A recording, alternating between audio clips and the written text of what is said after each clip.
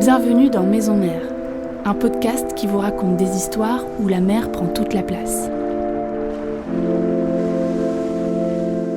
À la Berre-Île-Dut, dans le Finistère, se tient chaque année l'Université de la Godille. Pendant 2 jours, des passionnés et des amateurs se réunissent autour de ce mouvement en 8, souple et infini. Ils prennent cela très au sérieux.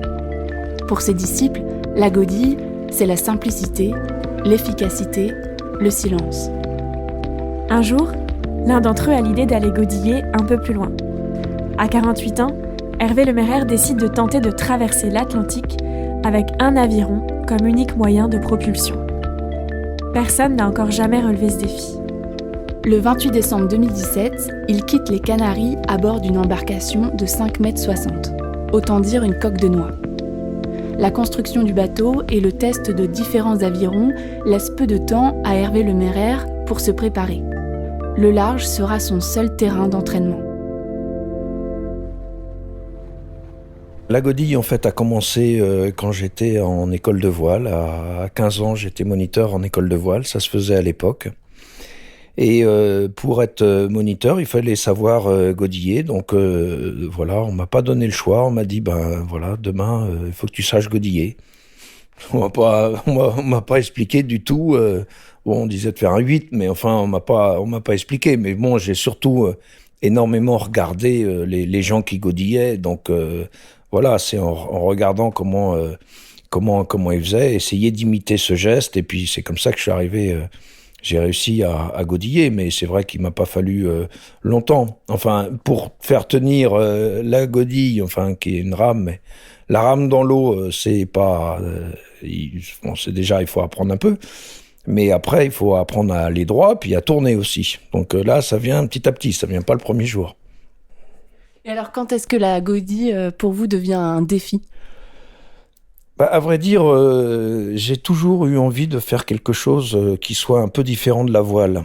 J'ai toujours eu envie de faire une espèce de performance. Et c'est venu comme ça. Le défi est venu comme ça. Un pari fou. C'était aux 50 ans de ma chérie.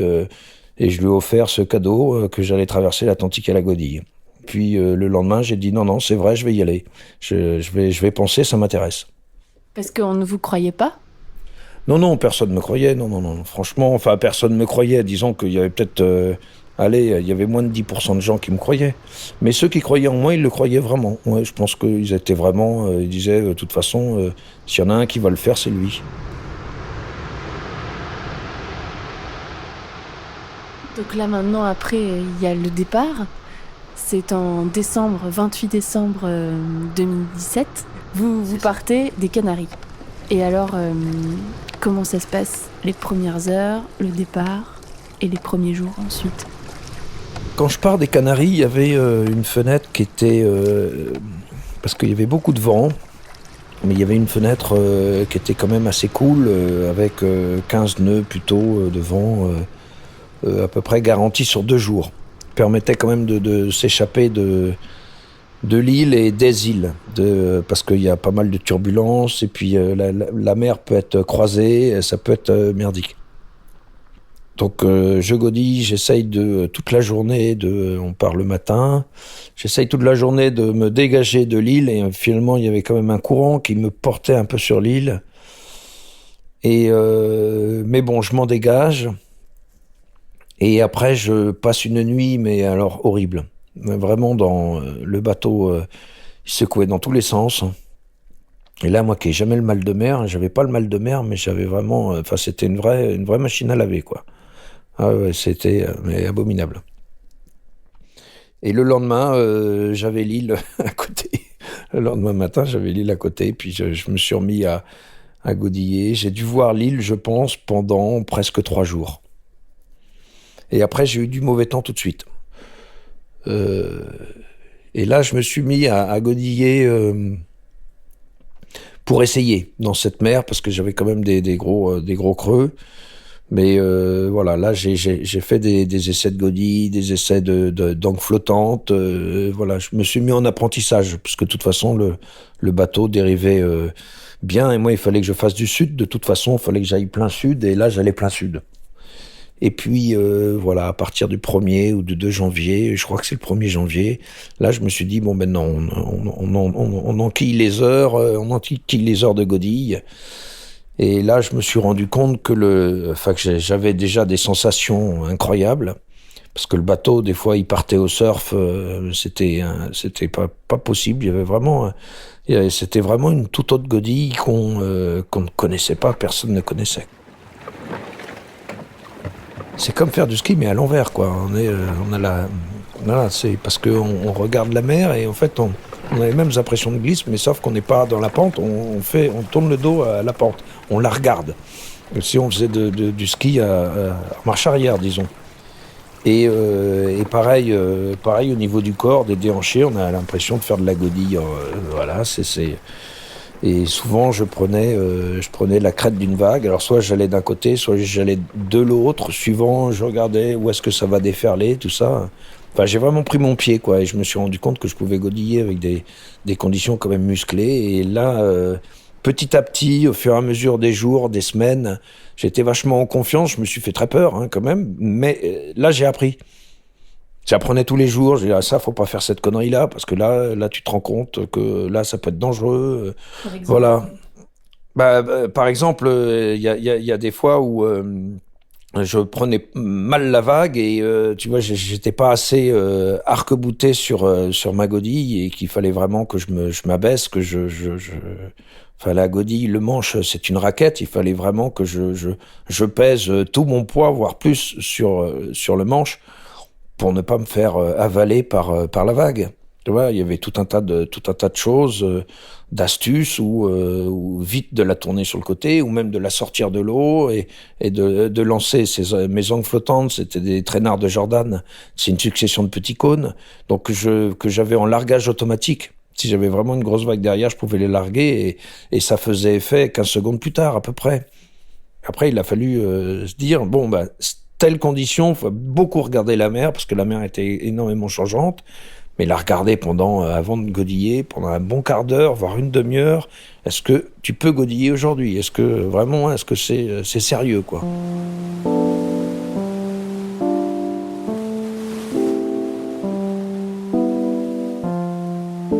Mais du coup, comment s'organise l'effort quand même pour ne pas vous fatiguer, vous réserver de la force pour les jours à venir, parce que c'est quand même long. Oui, au début justement, vu que la mer était grosse quand même, et j'avais pas toutes les petites ficelles, donc pour me mettre à godiller, c'était long. Et donc, je m'étais donné 3 heures de godille le matin, une bouffe à midi, 3 heures de godille l'après-midi. Et je me suis vite aperçu que là, vraiment, j'avais des douleurs pas possibles. Là, vraiment, j'étais vraiment limite tendinite et donc il fallait que je fasse différemment. Donc là, je me suis mis à 2 fois 1h30, un café, 1h30, je mangeais 1h30, un café, 1h30, et puis voilà. Et après, quand je suis passé à 8 heures, c'était 4 fois 2 heures. Et là, ça s'est honnêtement très bien passé.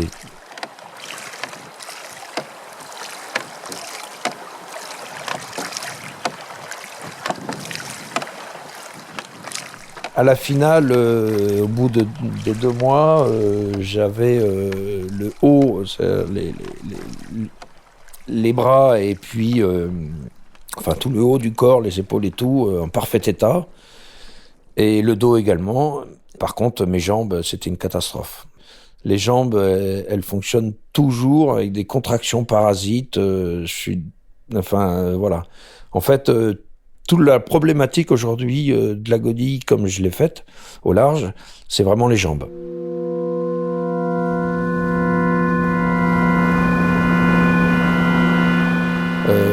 L'autre problème que j'ai eu pour les jambes, c'est que j'ai quand même perdu 10 à 12 kilos. les kilos que j'ai perdus ont aussi été pris dans l'organisme, a pris dans les muscles des jambes.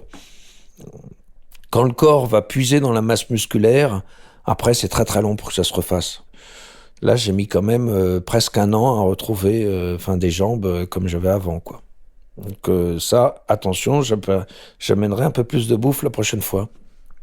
Ah, justement, comment vous vous nourrissiez à bord J'ai vu que vous pêchiez.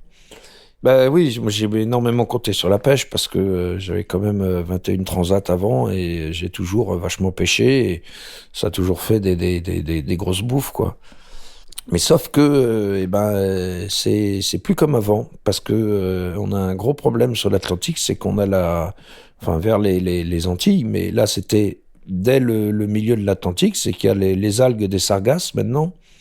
Et les algues des sargasses, elles flottent. Et puis, comme moi, c'est une ligne flottante. C'est une ligne qui est au-dessus de l'eau avec un poulpe derrière. Et donc, je chopais des algues tout le temps. Dès que j'ai eu les sargasses, au 2e mois, j'ai pas pu attraper un seul poisson. J'avais prévu à peu près 80 jours de bouffe. Mais quand je dis de bouffe, j'étais en bouffe survie. Voilà. Et c'est vrai que j'ai fini avec, j'avais du riz, des pâtes. J'avais des soupes chinoises, mais ça s'arrêtait là. J'avais de la farine de maïs vénézuélienne là pour faire des galettes de maïs, mais bon, j'arrivais à combler mon estomac parce que j'avais faim en permanence. Mais après, j'avais pas les protéines qu'il fallait, quoi.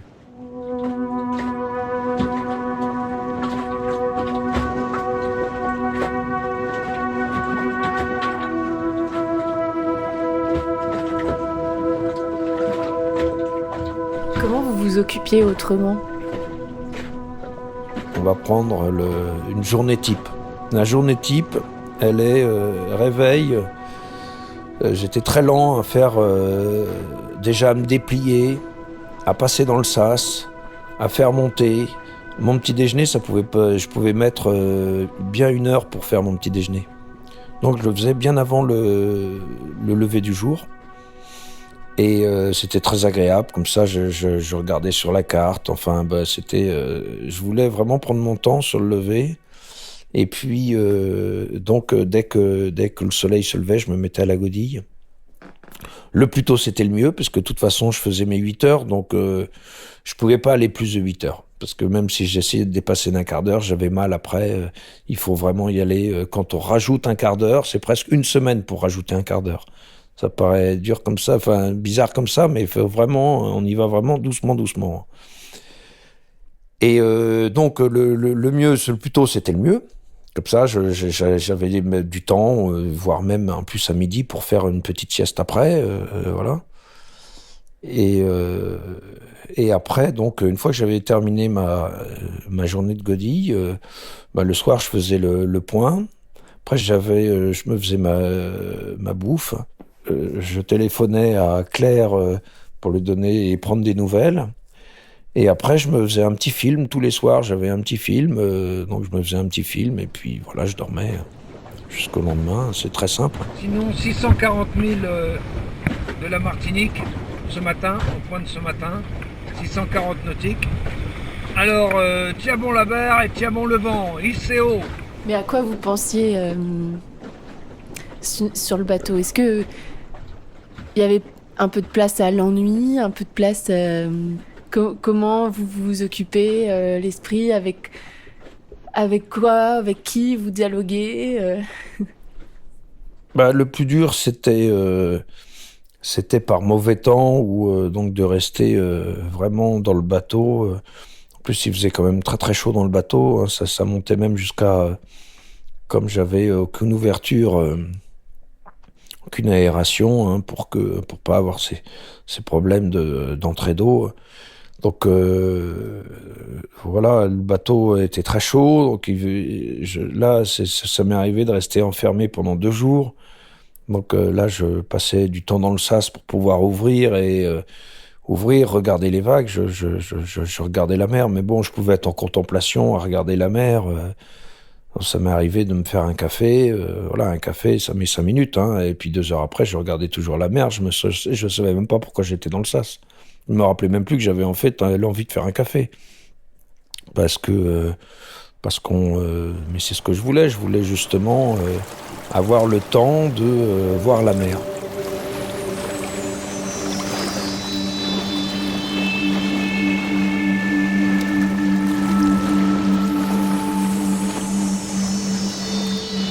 Pas une seule fois je me suis embêté, pas une seule fois. Et je pouvais avoir un livre qui m'intéressait, par exemple, parce que j'ai quand même beaucoup lu, mais un livre qui m'intéressait, j'allais pas le lire en une journée. J'allais le faire sur plusieurs jours, parce que et relire des pages, c'est vraiment prendre son temps, quoi. C'est vraiment et la lenteur, c'est quelque chose de fabuleux, quoi.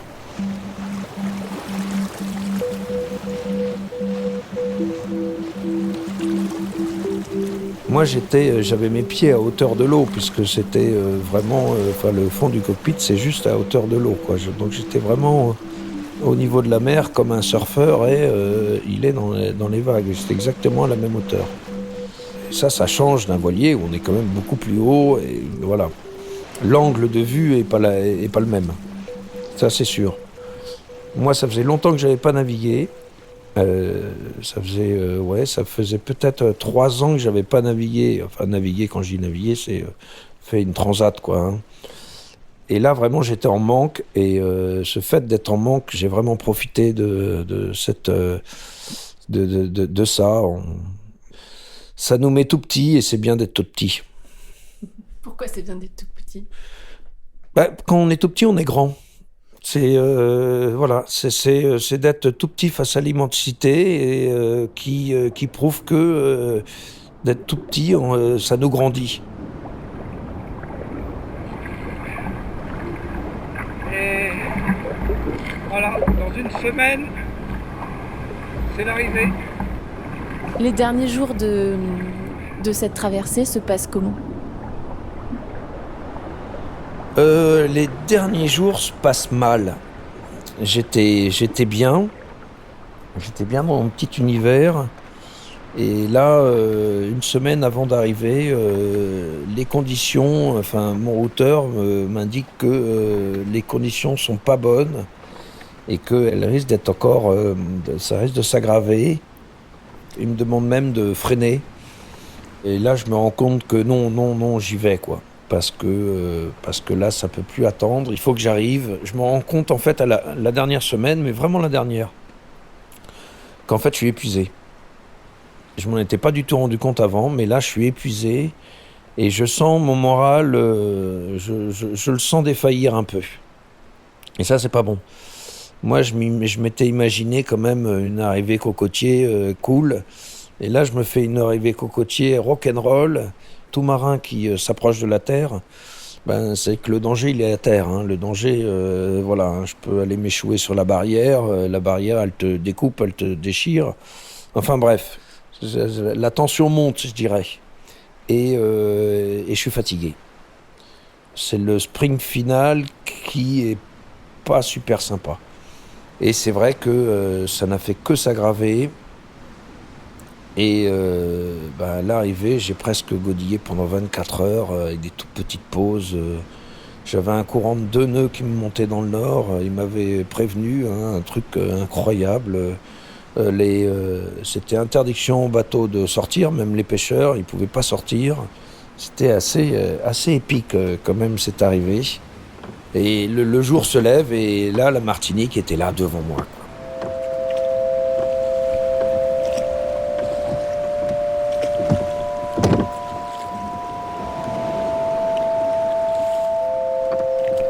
En fait, je prends mon ancre, parce qu'il y avait de la profondeur, mais je me suis dit en mettant tous les bouts que j'ai à bord, en les raboutant, je vais peut-être toucher le fond, et comme ça, parce que le vent était fort, je dériverai pas, et ça croche.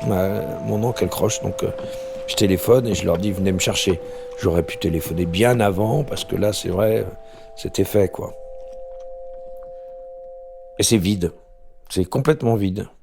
Je n'ai pas la joie d'avoir réussi quelque chose, c'est vide.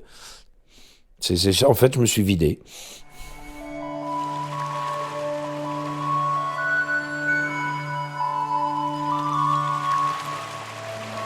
vous arrivez à vous en remettre ensuite?